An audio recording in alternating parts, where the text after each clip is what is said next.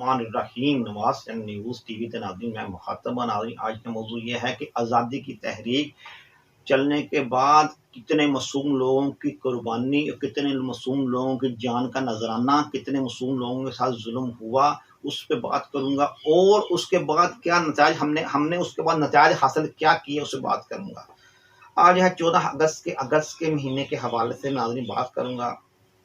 मुल्क बना, कहते हैं लाए हैं हम तूफान से कश्ती निकाल कर, उससे रखना मेरे बच्चों संभाल कर। तो नाज़रीन, बच्चों ने क्या संभाला? बच्चों ने जगीरदारा निज़ाम पाकिस्तान जिसने बना, जगीरदारा निज़ाम के हाथ में चला गया। जगीर दो के जो बड़े बड़े वडेरे थे, जगीरदार थे, उसके बाद जो जो जिनका दाल लगा उधर से दाल लगाया।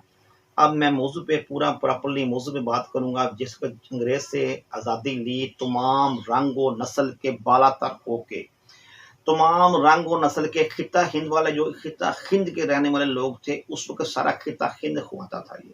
ये खिता हिंद के रहने वाले लोग जो थे, ये उस वक्त सारों ने मिल के अंग्रेज से आज़ादी लेने के लिए एक तहरीक चलाई थी। तहरीक चलाने के बाद बहुत ही कुर्बानियाँ दी। भगत सिंह भी था उसमें से, सिख मज़हब में भगत सिंह हो गया। उसके बाद और भी कई हिंदू मज़हब में से भी कई लोगों ने कुर्बानियाँ दी, बहुत लोगों ने कुर्बानियाँ दी। मुसलमान मज़हब में से कुर्बानियाँ दी, ईसाई मज़हब में से कुर्बानियाँ दी। ये इन्होंने सबने यकजान मिलकर, यकजान होकर, जैसे जलियांवाला बाग हुआ था, जलियांवाले बाग के अंदर तमाम रंग नस्ल के बालातर हो गए, तमाम कौमियत के काफ़ी जो भी खिते हिंद कौम वाले लोग रहते थे, उन्होंने काफ़ी कौमों ने मिलके इधर कुर्बानी दी थी। और जलियांवाले बाग ने, जनरल डायर ने चारों तरफ से खड़े होकर गोली चला के जलियांवाले बाग को खूनी बाग बना दिया था। उसका नाम था जलियांवाला बाग, बाद में उसका बाग नाम पड़ गया खूनी बाग, भी नाम पड़ा रहा उसका। इतने लोगों को उसने, जनरल डायर ने कहा था यहाँ इतने मिनट के अंदर चले जाओ वरना मैं गोली चला दूंगा। उसने गोली चलवा दी थी।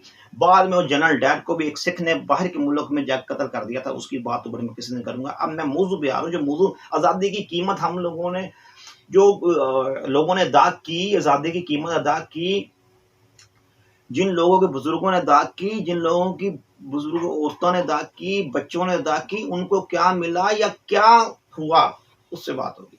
नाज़रीन, बात यह है कि जिस वक्त उसके बाद फिर लादा मुल्क बन गए, चलो बन गए तो बन गए। क्या रूल ऑफ लॉ, तमाम जितने मुल्क बने, पाकिस्तान, इंडिया, बांग्लादेश, क्या रूल ऑफ लॉ वहां पे अप्लीमेंट हुआ? जैसे अंग्रेज छोड़ के गया था, रूल ऑफ लॉ वैसा भी अप्लीमेंट नहीं हो सका, ना करने दिया गया। कैसे नहीं? इस रूल ऑफ लॉ में इस्लामी शिकें भी ऐड कर दी गई, मगर कुछ काफ़ी शिकें जो अंग्रेज छोड़ के गया है, वो rule of law, my Lord, हम जब अदालत में हम कहते हैं माय लॉर्ड, मैं बात हूँ, ये रूल ऑफ लॉ जो है ये वैसे अप्लीमेंट भी नहीं हो सका। जो चलो जी अंग्रेज जो छोड़ गया था उस पर ही अमल दरामद कर लेते। जो ये रूल ऑफ लॉ अंग्रेज को छोड़ गया वो भी नहीं प्रॉपरली अमल हो सका ना। फिर ये इंडिया में भी नहीं हो सका, पाकिस्तान में नहीं हो सका, ये बांग्लादेश में भी नहीं हो सका प्रॉपरली। इंडिया में 80% कहते हैं होता है, पाकिस्तान में आपको पता है कि हमारी अदलिया का जो नंबर है कितने नंबर पे आता है, सबसे आखिरी नंबर में ये जाती है अदलिया। और मैं नाज़रीन, जैसे छोटे बच्चे, तरखान बता रहा था बंदा, कह रहा तरखानों का बच्चा था, तरखान गाँव के अंदर तरखानों का घर था, उनके अंदर जब उसको दवा बोला गया, सिखों ने हिंदुओं ने मिलकर दवा बोला। उस वक्त क्या किया कि बच्चे को बाहर निकाल के, बच्चों को पकड़ के उन्होंने ऐसे उछाल कर नीचे करपाने लगा दी। करपान कहते हैं तलवार से, ऐसे ऊपर बच्चा ऐसे ऊपर इसके आ गया, यहाँ तक आ गया, इसे झटका दिया पीछे से। नाज़रीन, बच्चे की कितनी चीखें निकली होंगी। ये जुल्म का बाजार जो हुआ, गर्म हुआ, ये जुल्म का बाजार ये नहीं कि सिर्फ मुसलमानों के साथ हुआ, ये हिंदुओं से भी जुल्म हुआ, ये सिखों से भी जुल्म, सिखों के साथ भी जुल्म हुआ, ये हिंदुओं के साथ भी जुल्म हुआ, ये ईसाइयों के साथ भी जुल्म हुआ, ये मुसलमानों के साथ भी जुल्म हुआ। करने वाले भी हिंदू थे, जुल्म जिनका जुल्म हुआ वो भी हिंदू थे, करने वाले भी मुसलमान कई लोग थे, जिनके साथ जुल्म हुआ वो भी मुसलमान थे। मतलब क्या, ये मुश्तरका मिलके इतना जुल्म हुआ, कहते हैं कि लाशों के ढेर, ऐसे लाशों को ढेर लगे थे। तो मैं कहने, एक बुजुर्ग बता रहा था, पिछले सालों की बात है, कि एक सिख अपने चैनल पर बता रहा था, वो कह रहा था कि मैं, उसके सहाफ़ी ने सवाल किया कि आप, उन्होंने कहा आज तक मैं इस सदमे से बाहर नहीं निकल सका। उसने कहा क्या? उसने कहा मैं छोटा सा था, तो मैं एक अपने ना गांव के बाहर खाते में, गांव के के बाहर खड़ा था। उधर क्या मैंने देखा कि खड्डा निकाल रहे हैं, बहुत बड़ा खड्डा निकाला उन्होंने। तो खड्डा निकाल रहे हैं तो बहुत डूंगा खड्डा था। तो वो मैंने कहा ये क्यों निकाल रहे हैं, उन्होंने मुझे झाड़ दिया। मैंने कहा देखा गड्ढों के ऊपर लाशों का ढेर, मर्द औरतें बच्चों का ढेर, लाशों का ढेर, गड्ढे गड्ढे आ रहे थे।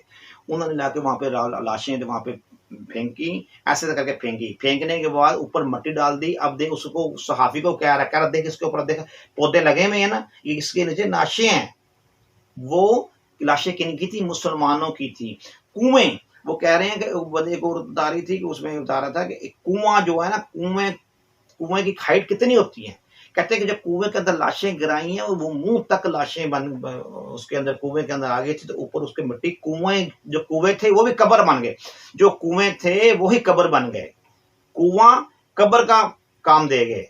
नाज़रीन, बात ये है, सो बात नहीं, बात इतनी कुर्बानी देने के बावजूद जब इस कुर्बानी, फिर ये रूल ऑफ लॉ ना अमल हो सका, फिर उसके बाद अदल ना हो सके, फिर उसके बाद अवाम को रिलीफ ना मिल सके, जिसकी खातिर अवाम ने इतनी कुर्बानी दी थी, तो फिर बताएं क्या। फिर जगीरदारा निज़ाम ही रहा। जगीरदारा निज़ाम के अंदर, जगीरदारा जो निज़ाम है उसके अंदर ही मुल्क चला जाए, उनके हाथ में मुल्क चला गया था। तो फिर आप बताएं कि अब जो सरमायादार थे, इधर के पुराने रहने वाले लोग जो उधर से हिजरत करके आए थे, उन्होंने आके यहाँ तक भी, ऐसे भी लोग यहाँ पे आके उन्होंने बेचारों ने भीख मांगने मजबूर हो गए।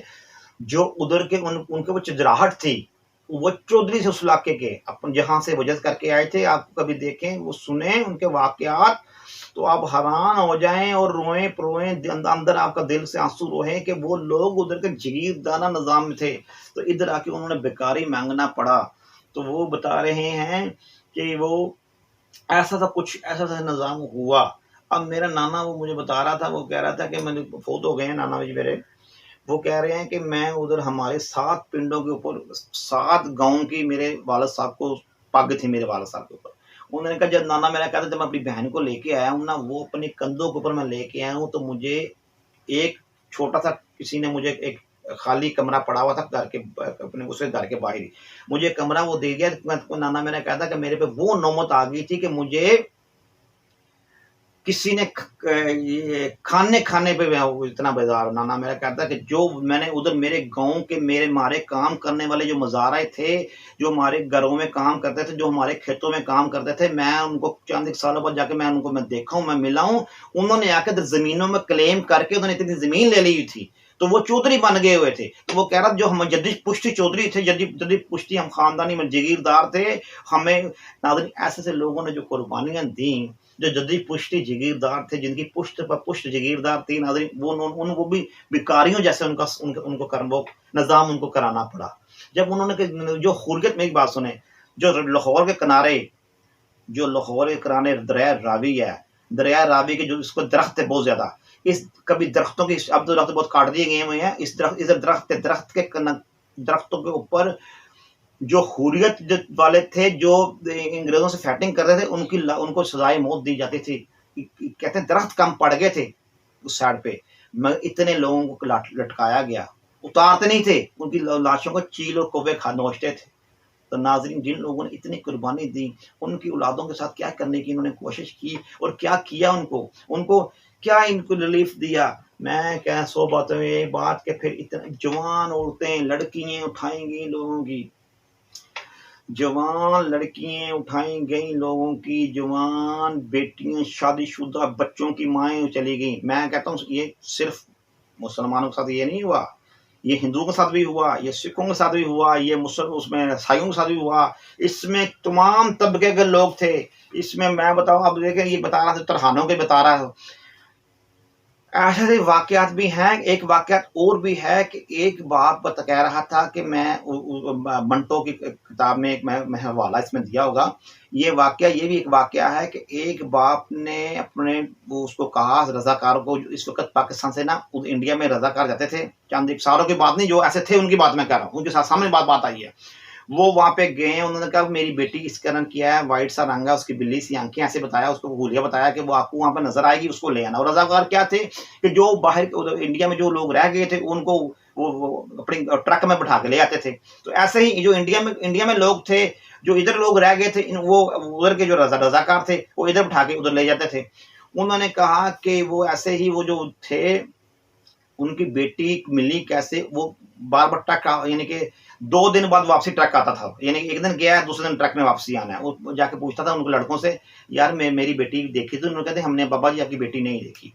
फिर उसको किसी ने बताया कि आपकी बेटी पागल, ऐसे ऐसे हुलियों की लड़की है, हम पागल खाने गए थे, वो पागल खाने के अंदर हमें नजर आई है।